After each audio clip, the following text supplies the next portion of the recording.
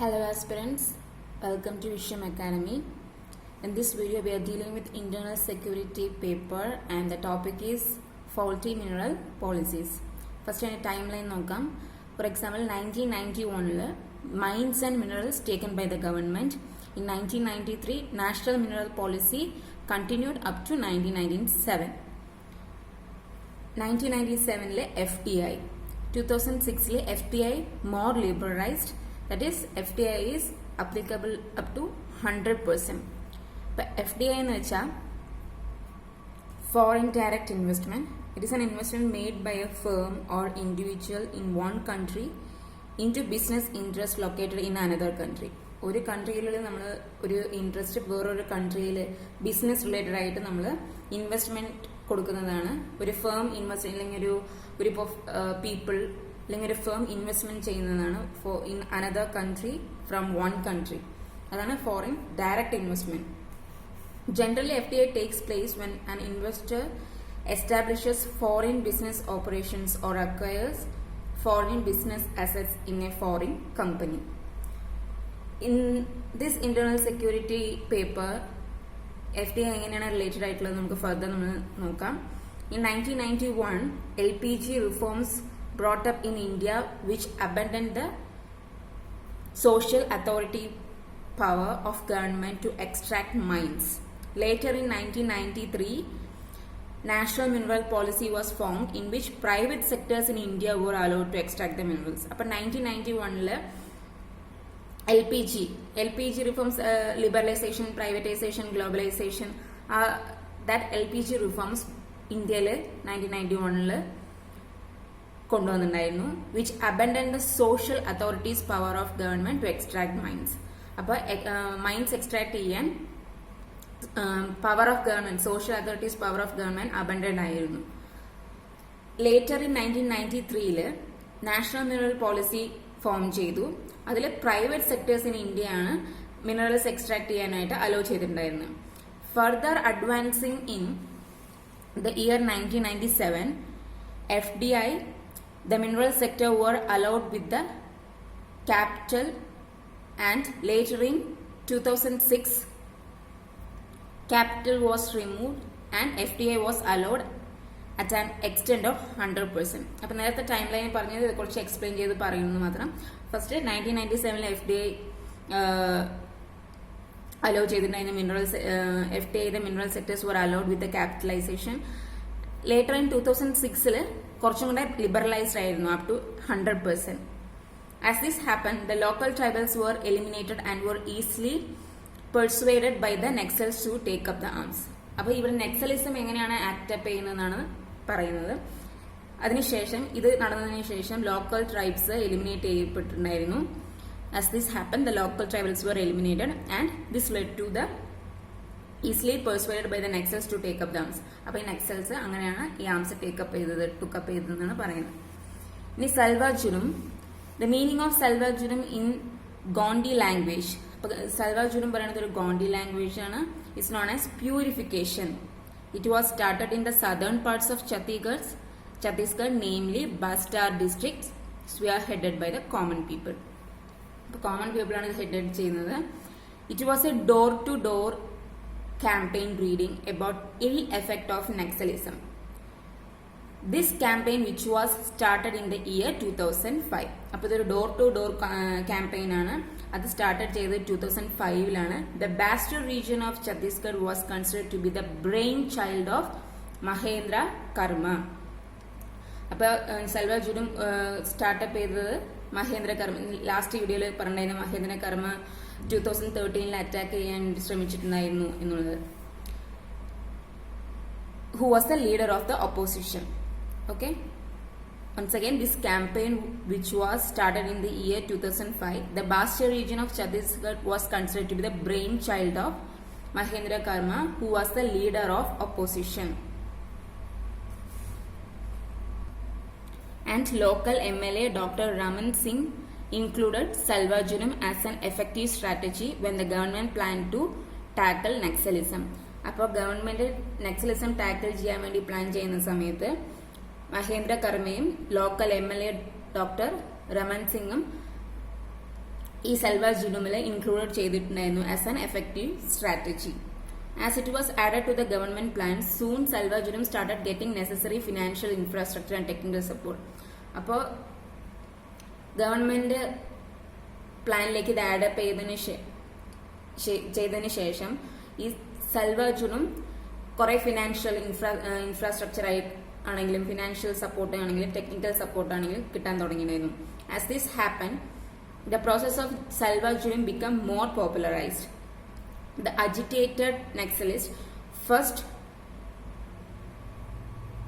reacted to these men by threatening and later by attacking and killing Salva Judum activists.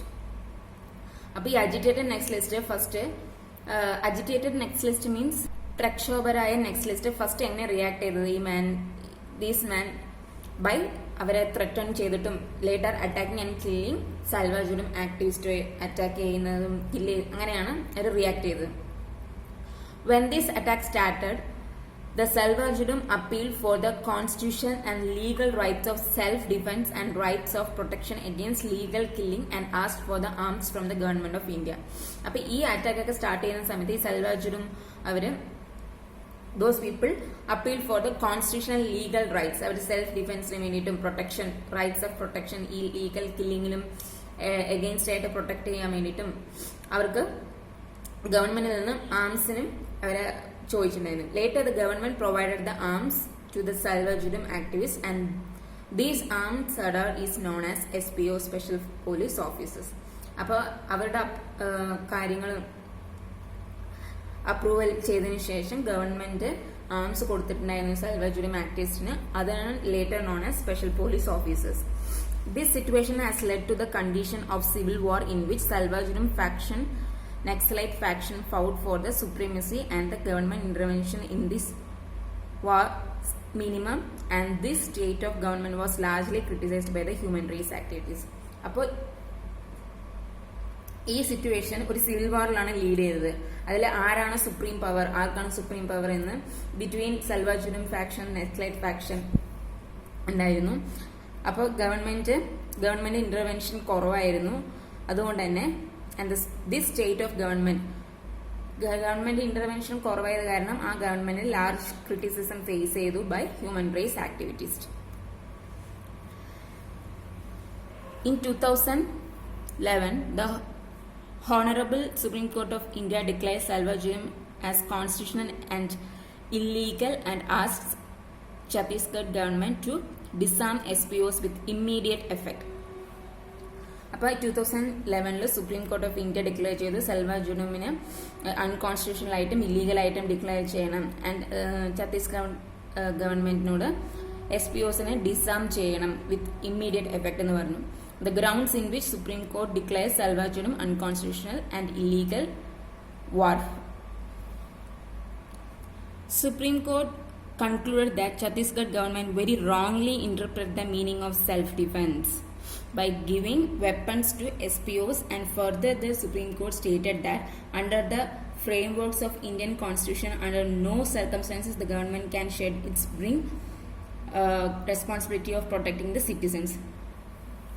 Supreme court conclude ചെയ്ത് Chhattisgarh government self ഡിഫെൻസിന്റെ meaning തെറ്റായിട്ടാണ് interpret ചെയ്തിരിക്കുന്നത്.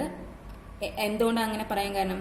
Because SPOസിന് weapons കൊടുത്തത് മൂലം. അതുപോലെ തന്നെ സുപ്രീം കോർട്ട് പിന്നെയും സ്റ്റേറ്റ് ചെയ്തു that under the framework of Indian കോൺസ്റ്റിറ്റ്യൂഷന്റെ ഫ്രെയിം വർക്ക് പ്രകാരം ഒരു സർക്കംസ്റ്റാൻസസിലും the government can shed its bring responsibility of protecting the citizens.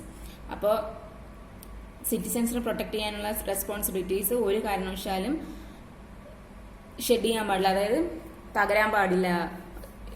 റെസ്പോൺസിബിലിറ്റിയാണ് ഗവൺമെന്റിന്റെ റെസ്പോൺസിബിലിറ്റിയാണ് സിറ്റിസൺസിനെ പ്രൊട്ടക്ട് ചെയ്യണം എന്നുള്ളത്. അതിലൊരു വീഴ്ചയും വരുത്തിയിരിക്കാൻ പാടില്ല എന്നാണ് പറയുന്നത്.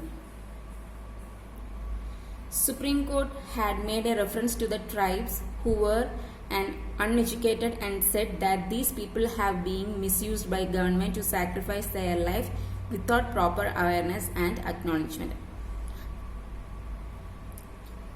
ട്രൈബ്സിനിടയിൽ സുപ്രീം കോർട്ട് ഒരു റെഫറൻസിന് മെയ്ഡ് ചെയ്തിട്ടുണ്ടായിരുന്നു. അവര് who were uneducated and said that these people have been, ഈ പീപ്പിള് ആ ജനങ്ങളെ മിസ്യൂസ് ചെയ്യായിരുന്നു ഗവൺമെന്റ്. അവരുടെ ലൈഫ് സാക്രിഫൈസ്, പ്രോപ്പർ അവയർനെസ് ഇല്ലാണ്ടും അക്നോളജ്മെന്റ് ഇല്ലാണ്ടും അവരുടെ ലൈഫ് ഇല്ലെങ്കിൽ ആ പീപ്പിളിന് അവരുടെ ലൈഫ് സാക്രിഫൈസ് ചെയ്യുന്നതും അവരുടെ പീപ്പിളെ മിസ്യൂസ് ചെയ്യണം എന്നാണ് പറഞ്ഞത്, സുപ്രീം കോർട്ട് പറഞ്ഞത്.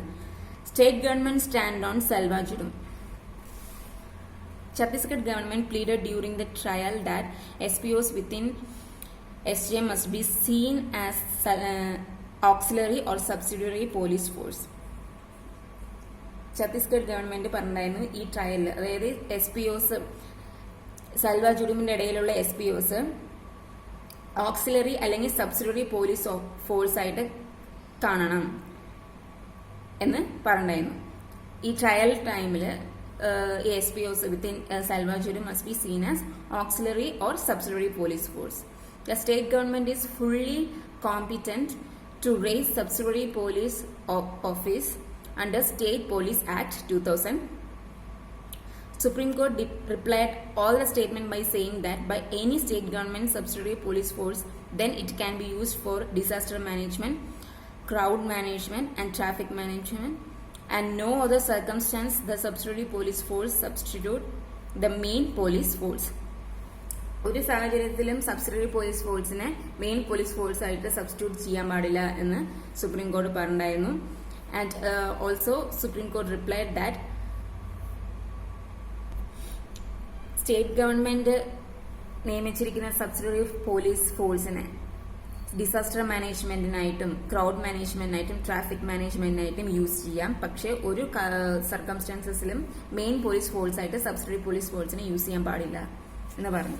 After the disbanding of the arm, the attack Maoist on SPOs started increasing, and to counter this effect, Raman Singh started recruiting the ex-SPOs into common uniform service.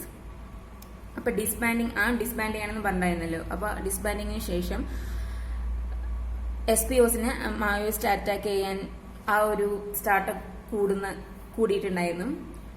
ഇത് കൗണ്ടപ്പ് ചെയ്യാൻ വേണ്ടിയിട്ട്, ഇത് നിർത്താൻ വേണ്ടിയിട്ട് രാമൻ സിംഗ് റിക്രൂട്ട് ചെയ്യാൻ തുടങ്ങി. എക്സ്-SPOസിനെ കോമൺ യൂണിഫോം സർവീസിലോട്ട് റിക്രൂട്ട് ചെയ്യാൻ തുടങ്ങി. But this could be extended to a few number.